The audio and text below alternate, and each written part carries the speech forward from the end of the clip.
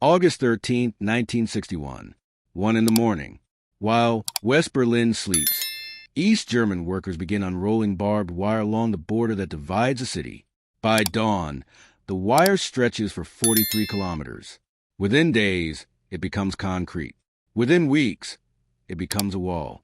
The Western press calls it the Wall of Shame. Kennedy calls it an affront to humanity. Khrushchev calls it a defensive measure. The world looks at the wall and sees ideology, sees communism imprisoning its people, sees the Iron Curtain made physical, made visible, made concrete. What the world does not see is the spreadsheet, because the wall was not built for ideological reasons. It was not built because Khrushchev feared Western tanks. It was not built because Soviet generals wanted to prevent a NATO invasion. It was built because East Germany was hemorrhaging the one resource that no economy can function without: people, specifically educated people, doctors, engineers, scientists, teachers, architects, the people who had spent a decade being trained in East German universities at East German expense and who were then walking across a street in Berlin and starting their lives in West Germany instead. Between 1949 and 1961, approximately 3 million people left East Germany for the West. 3 million in 12 years. In a country of 17 million. That is not emigration. That is economic collapse in slow motion. And the wall was the attempt to stop it.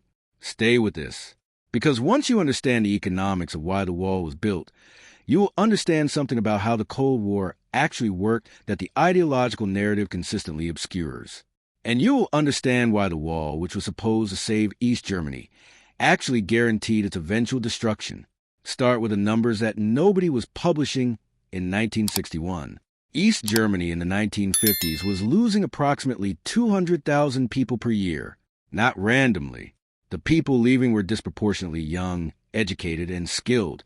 The East German economy was training doctors and then watching them walk to West Berlin and take a U-Bahn to a job that paid 10 times as much.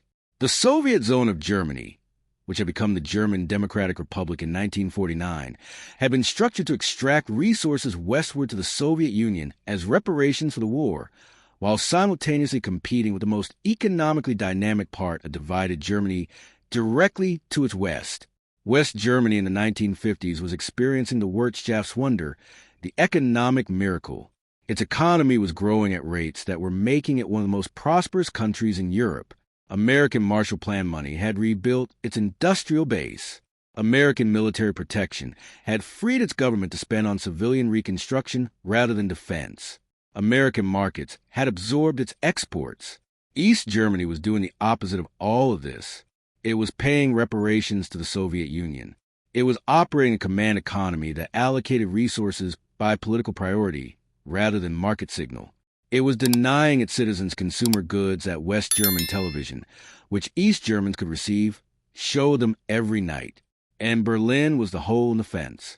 The Iron Curtain stretched from the Baltic to the Adriatic. It was sealed.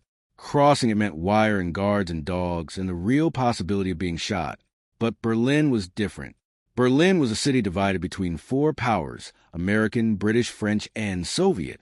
Within the city, movement between sectors was restricted but possible. An East Berliner who wanted to go west did not have to cross the Iron Curtain. He walked to a U-Bahn station. He took the train. He was in West Berlin. From West Berlin, he could take a plane to West Germany. West Germany accepted East German refugees as citizens. The journey from East Germany to a new life in the West was, for most of the 1950s, a matter of packing a small bag and getting on the subway. The people who were doing this were not, on average, the people East Germany could most easily afford to lose. The East German medical system had been investing in training doctors since 1949. By 1960, East Germany had trained thousands of doctors. It had also watched thousands of those doctors leave for the West. The doctor shortage in East Germany by 1961 was severe enough to affect public health outcomes in measurable ways. The same pattern applied to engineers, to scientists, to teachers, to any profession that required years of education and that commanded significantly higher salaries in West Germany than in East Germany. East Germany was operating an involuntary subsidy program for the West German economy. It was training people at state expense, and then watching those people transfer their skills to the competitor economy across the border. Walter Ulbricht, the East German leader, had been telling Khrushchev for years that this was unsustainable. The Soviet response had been to counsel patience and to express concern that closing Berlin would provoke a Western crisis that the Soviet Union was not ready to manage. Khrushchev's own calculation about Berlin was complex. He had been using the Berlin question as a diplomatic lever, issuing ultimatums about Western rights in Berlin as a way of extracting concessions from the United States. The ultimatums had not produced the results he wanted, but they had kept the Berlin question open, which was itself useful. By 1961, the Berlin question was resolving itself in a way that neither Khrushchev nor Ulbricht had planned for.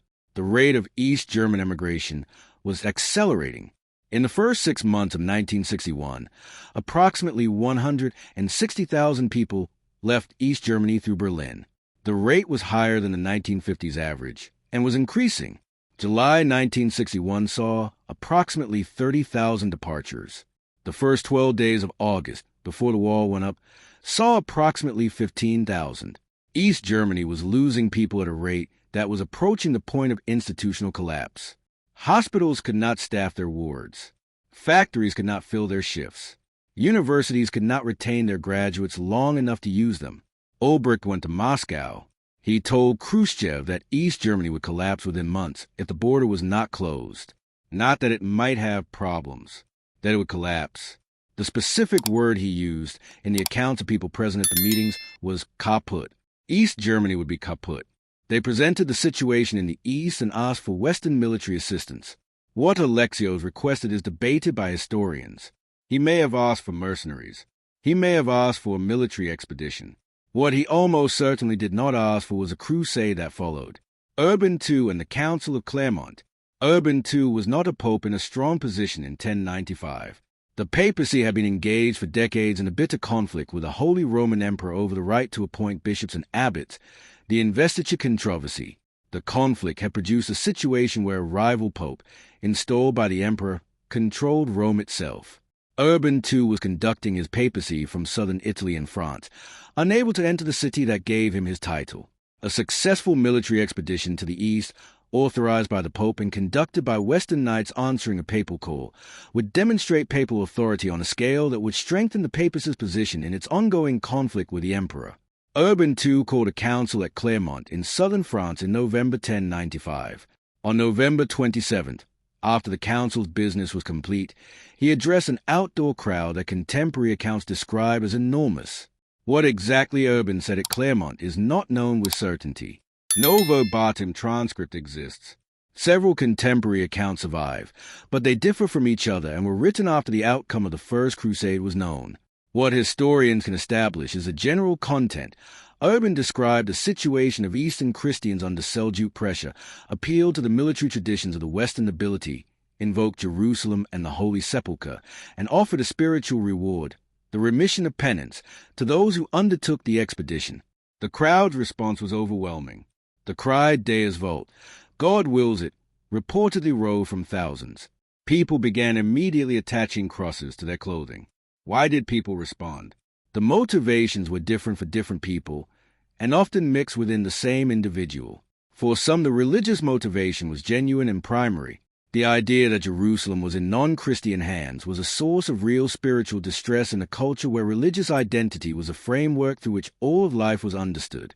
The promise of spiritual reward was an enormous incentive in a society where the fear of divine punishment was real and present. For others, the material motivations were significant. Younger sons of noble families who would inherit nothing under primogeniture had everything to gain from an expedition offering the possibility of land and status in the East.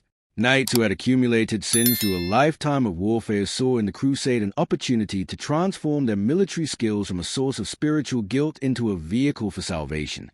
For the Italian merchant cities, Venice, Genoa, Pisa, whose commercial interests in the Mediterranean were extensive, the crusade offered potential commercial advantages in whatever territories might be captured. For the Byzantine emperor who had initiated the appeal, the crusade offered possible military assistance against the Seljuks. None of these motivations excludes the others. A crusader could be simultaneously religiously sincere, economically ambitious, politically calculating, and personally adventurous. The People's Crusade. Before the official expedition departed, something happened that illustrated both the enormous popular appeal of Urban's call and the dangers of that appeal. In the spring of 1096, months before the departure date Urban had set, a wave of popular enthusiasm produced what historians call the People's Crusade. Led by a charismatic preacher known as Peter the Hermit, tens of thousands of ordinary people, peasants, minor clergy, women, children, gathered and began marching east without organization, supplies, or military training. As the column moved through the Rhineland, it became involved in massacres of Jewish communities in Mainz, Worms, and other cities. Thousands of Jews were killed. The theological logic: if we are fighting the enemies of Christ in the East, why do we not deal with the enemies of Christ who live among us, was not authorized by Urban II or any church authority, but it reflected the dangerous currents that a call to holy war could unleash. The People's Crusade continued east, producing violent conflicts in Hungary and elsewhere. It reached Constantinople, where Alexios shipped the mass across the Bosphorus into Anatolia. Once there, without military leadership or strategic adherence, the column was destroyed by the Seljuks. The main force, the organized expedition Urban had intended, departed in the late summer and autumn of 1096. It was not a single army but several separate contingents traveling by different routes, converging on Constantinople. The major contingents were led by Godfrey of Bouillon through Hungary and the Balkans. Raymond IV of Toulouse, the most powerful lord in southern France, led the largest contingent through Italy. Bohemond of Taranto, a Norman lord from southern Italy whose ambitions would prove as important as his military abilities, led another Norman contingent. Through Anatolia, the Crusader army that crossed into Anatolia in spring 1097 entered one of the most difficult military environments in the medieval world. Anatolia was a plateau over 1,000 meters in elevation, crossed by rivers impassable in spring and dry in summer, subject to extremes of heat and cold that Central and Western European soldiers had never experienced. The Seljuk forces controlling the interior were light cavalry, horse archers whose approach was to avoid direct engagement, to harass, to cut supply lines, to wait for their enemy's cohesion to break down. The first major objective was Nicaea, the Seljuk capital and formerly a major Byzantine city. The Crusaders besieged it. Alexios negotiated quietly with the garrison and arranged a surrender that transferred the city to Byzantine control before the Crusaders took it themselves. The Byzantine flag went up. The Crusaders received money and supplies, but not the city. The pattern of diverging interests was established. The summer march across Anatolia was punishing. The heat was extraordinary. Water sources were scarce and often controlled by the Seljuks. Disease, dehydration, and starvation killed soldiers and horses continuously. At Dorylaeum in late June 1097, the Seljuk Sultan Kilij Arslan attacked the Crusader column. The battle was a major crisis. The vanguard was nearly overwhelmed before the main force arrived. The Crusaders drove the Seljuk from the field and continued. A significant detachment led by Baldwin of Bouillon turned aside toward the Armenian territory around Edessa. Through military activity and political maneuvering, Baldwin established himself as the Count of Edessa in early 1098.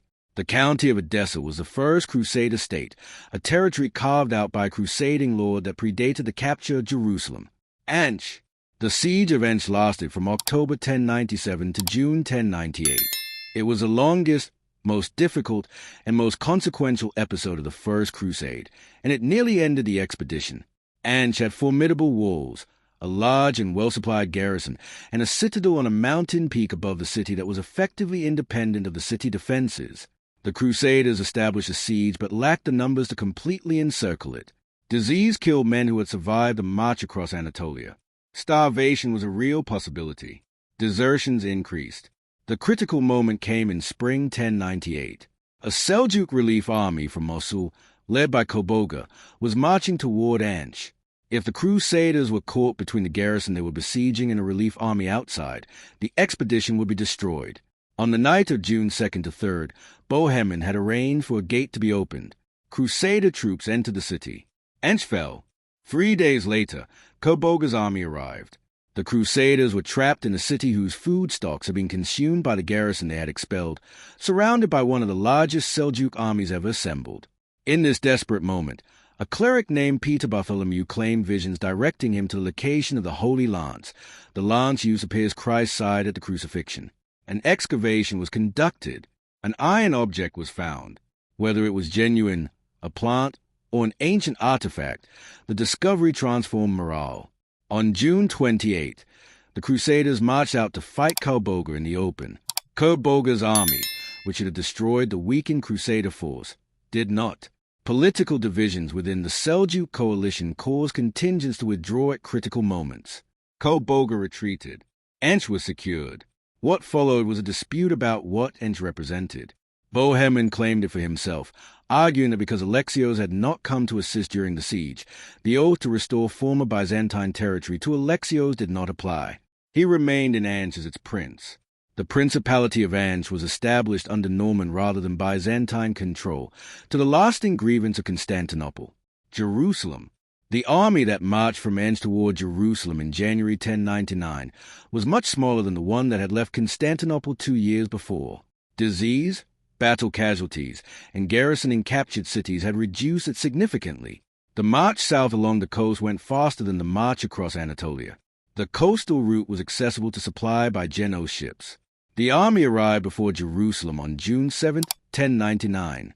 The Fatimid governor had expelled Jerusalem's Christian population before the Crusaders arrived, removing a potential internal threat and reducing mouths to feed. He had poisoned wells and driven off livestock. A first assault on June 13 failed. The Crusaders lacked adequate siege equipment. A Genoese fleet arrived at Jaffa with supplies and carpenters who could build siege towers. Wood was scarce. Palestine was not heavily forested, and timber had to be brought from the hills around Samaria. On July 15, 1099, Crusaders fighting from one of the siege towers gained a foothold on the northern wall. Once the walls were breached, the defense collapsed. What happened in the aftermath has been documented by contemporary sources and discussed by historians ever since. The Crusaders killed a large portion of Jerusalem's population. The exact numbers are uncertain. Contemporary accounts give figures treated with skepticism by modern historians, but the scale of the killing was significant. The Jewish community, which had fought alongside the Muslim garrison, was killed or enslaved. Much of the Muslim population was killed. The violence was not simply uncontrolled behavior of soldiers after siege. It reflected the specific theology of holy war, in which Jerusalem needed to be purified, and the practical fear of people who had taken a city and would need to defend it against the Fatimid army they knew was coming. Neither of these explanations constitutes a justification. Godfrey of Bouillon was offered the kingship of Jerusalem and declined the title. He could not, he reportedly said, wear a crown of gold where Christ had worn a crown of thorns. He accepted instead the title advocate of the Holy Sepulchre. He died the following year. His brother Baldwin came to Jerusalem and took the title king without the theological scruple that had restrained his brother. The Crusader states, the capture of Jerusalem in 1099 was not the end of the Crusades. It was barely the beginning. What the First Crusade had produced was a series of Western-ruled territories in the Levant that needed to survive, to be supplied, to maintain themselves against surrounding powers that substantially outnumbered them. 4 Crusader states were established.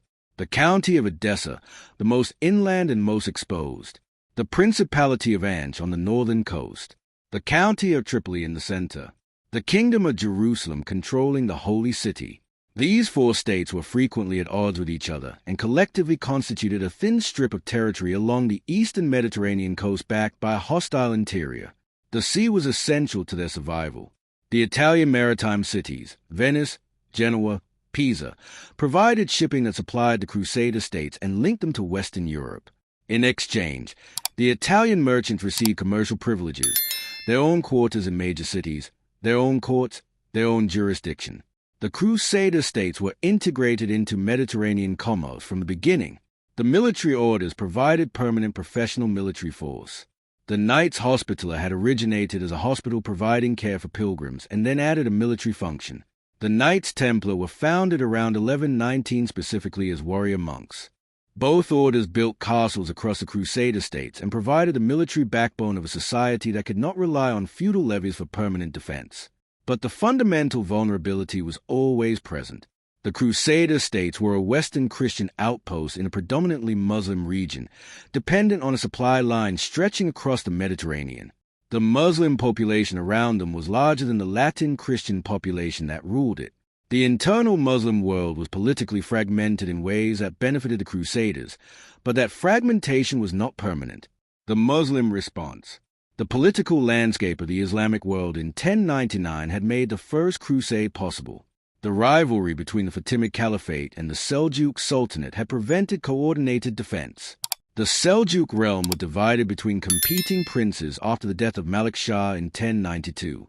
This fragmentation gave the Crusader states their window of survival, but it could not last forever. The process of Muslim political consolidation began under Zengi, the Turkish Atabeg of Mosul and Aleppo. In 1144, his forces captured Edessa, the first Crusader state to fall. The fall of Edessa sent shockwaves through the Christian world. The Second Crusade, called in response, was the first led by Western kings. Louis VII of France and Conrad III of the Holy Roman Empire led the expedition. It ended in disaster. The attempt to besiege Damascus in 1148, a city that had been a potential Crusader ally, was abandoned through military miscalculation. The Second Crusade achieved nothing and may have worsened the Crusaders' strategic position by alienating Damascus. Zengi died in 1146, assassinated by a slave. His son No-ad-Din inherited Aleppo and eventually much of his father's position. No-ad-Din is one of the most important figures in the history of the Crusades and one of the least known in popular understanding. He was not simply a military commander. He was a ruler who understood that the long-term struggle against the Crusader states required more than military force. It required religious legitimacy, the construction of a political and religious narrative in which he was a leader of unified Muslim resistance to the Christian presence in the Levant. No-ad-Din commissioned religious texts, funded schools, built mosques. He cultivated the religious scholars whose support was essential to political legitimacy. He presented himself as a warrior for the faith. He also pursued political unification with skill. He took Damascus in 1154, uniting Syria under his rule. The kingdom of Jerusalem was now surrounded on two sides by a single ruler. But No-ad-Din's most significant contribution to the eventual fall of Jerusalem was not military. It was a discovery and promotion of a military commander who would eventually succeed where No-ad-Din himself could not. That commander was a Kurdish soldier named Yusuf ibn Ayyub, known to history as Saladin. Saladin's rise to power was neither straightforward nor uncontested. He came from a Kurdish military family serving No-ad-Din, and his path to dominance was marked by political maneuvering as much as military success. In 1169, the Fatimid Caliphate of Egypt found itself needing outside military support. No-ad-Din sent an expedition. Its commander died, and Saladin found himself in a position of military authority in Cairo. Over the following years, Saladin consolidated his position in Egypt, formally ended the Fatimid Caliphate in 1171, restoring Sunni rule, and built Egypt's military and administrative capacity. When No-ad-Din died in 1174, Saladin moved to control Syria. Over the following decade, he united Egypt and Syria, creating a political entity that surrounded the Kingdom of Jerusalem on multiple sides.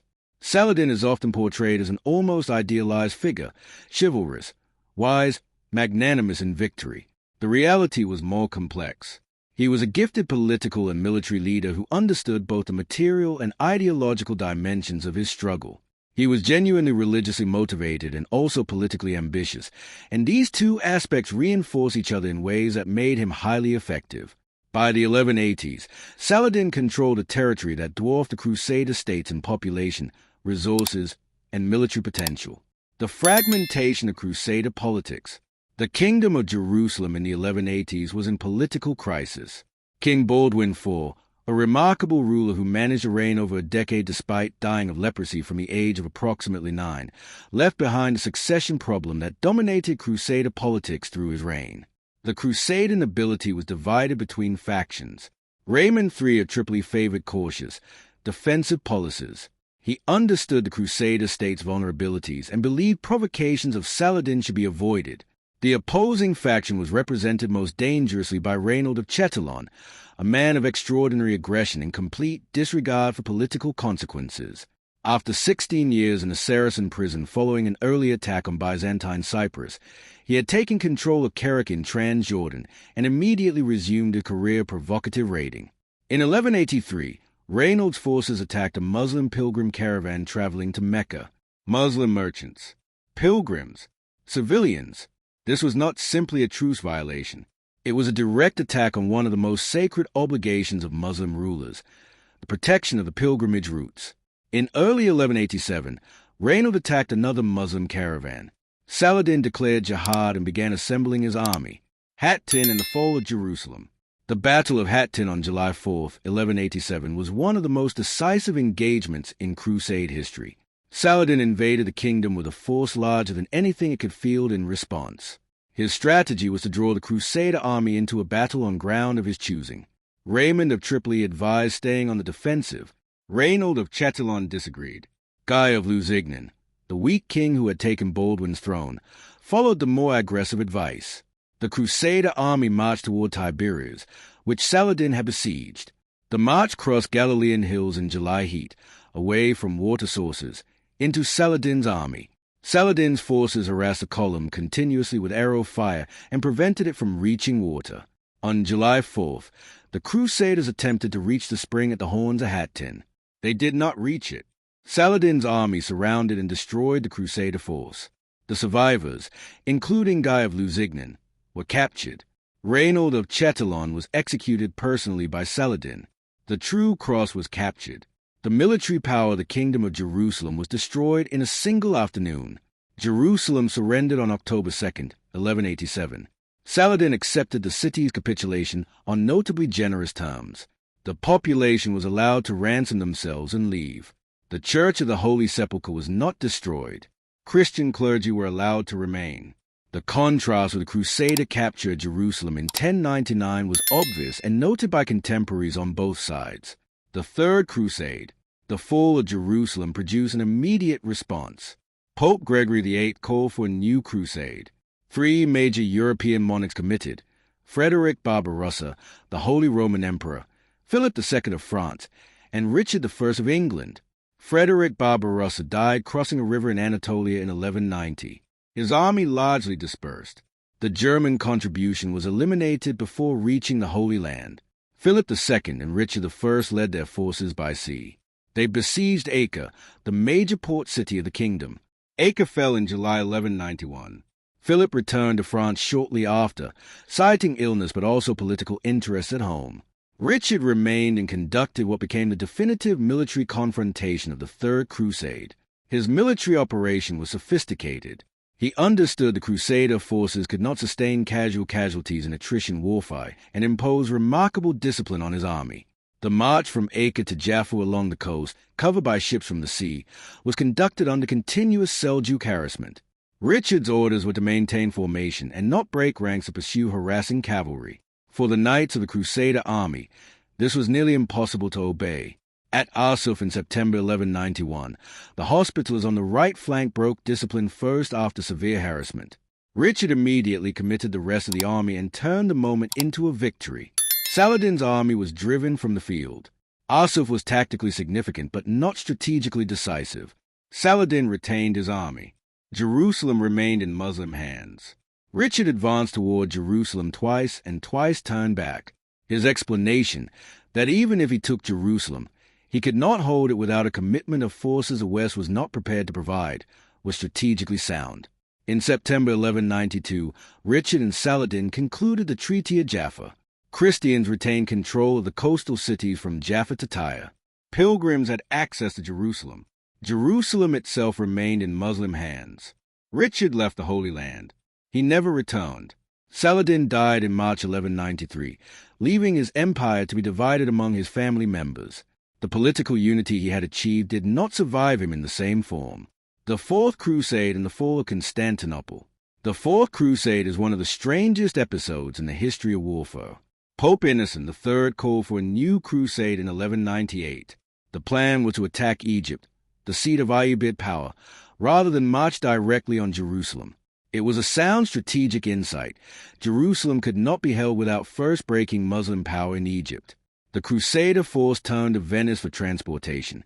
Venice agreed to provide ships in exchange for a sum that the Crusaders, when they arrived, could not pay.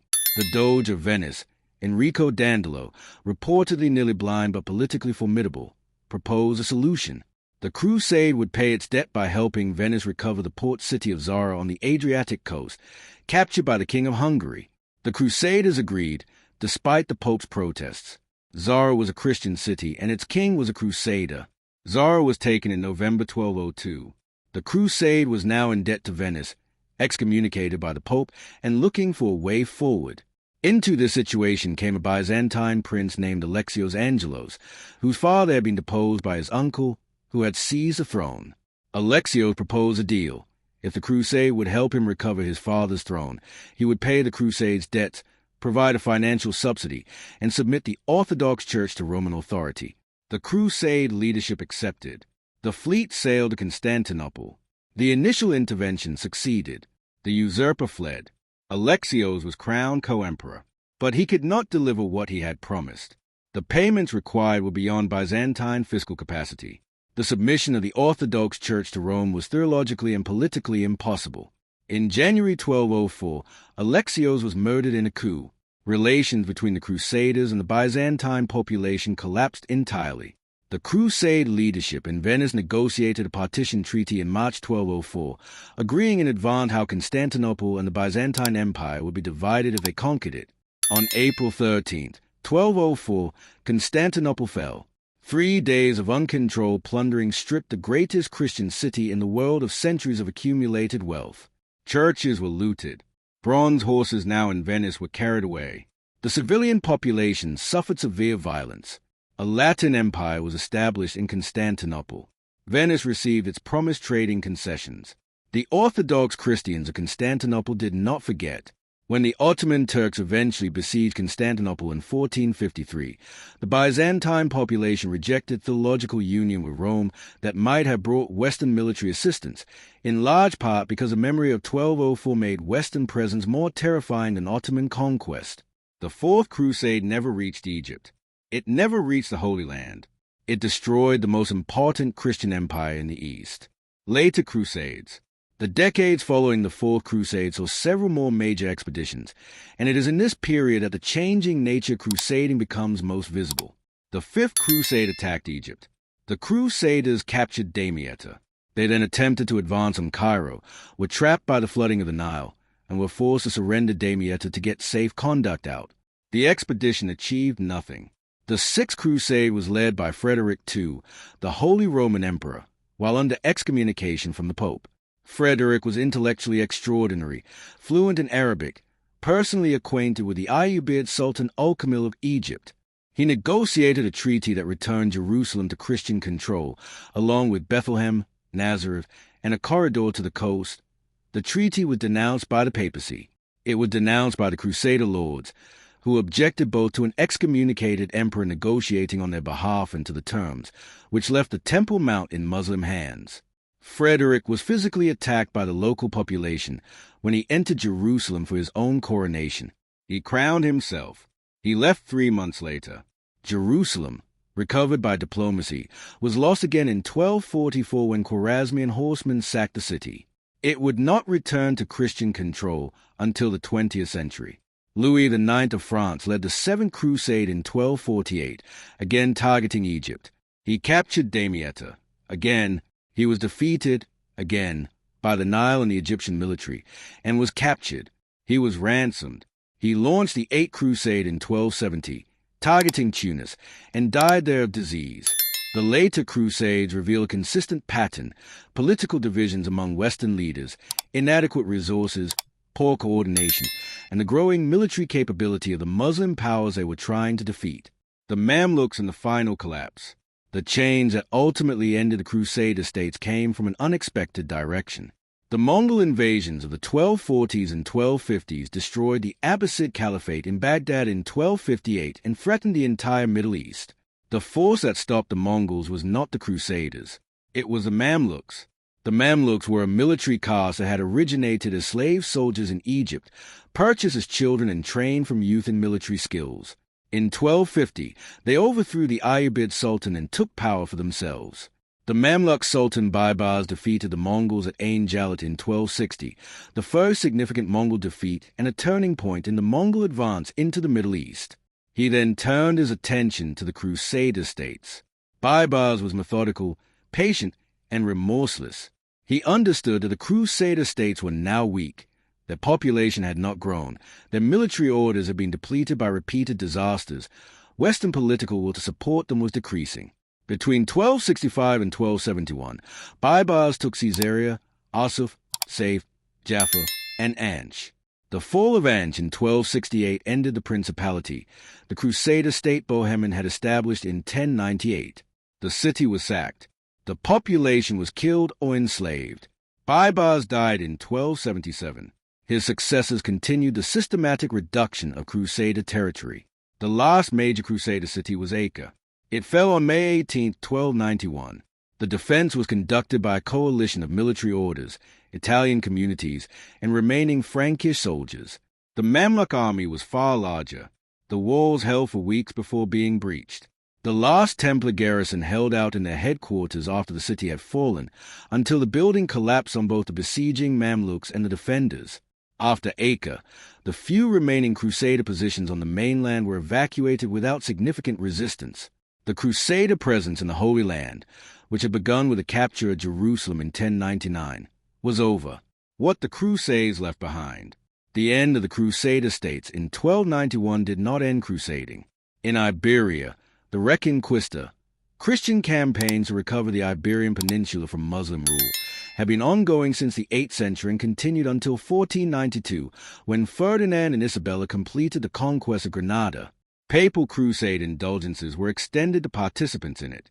In the Baltic, crusading expeditions against the pagan peoples of Lithuania, Latvia, and Estonia created new political entities.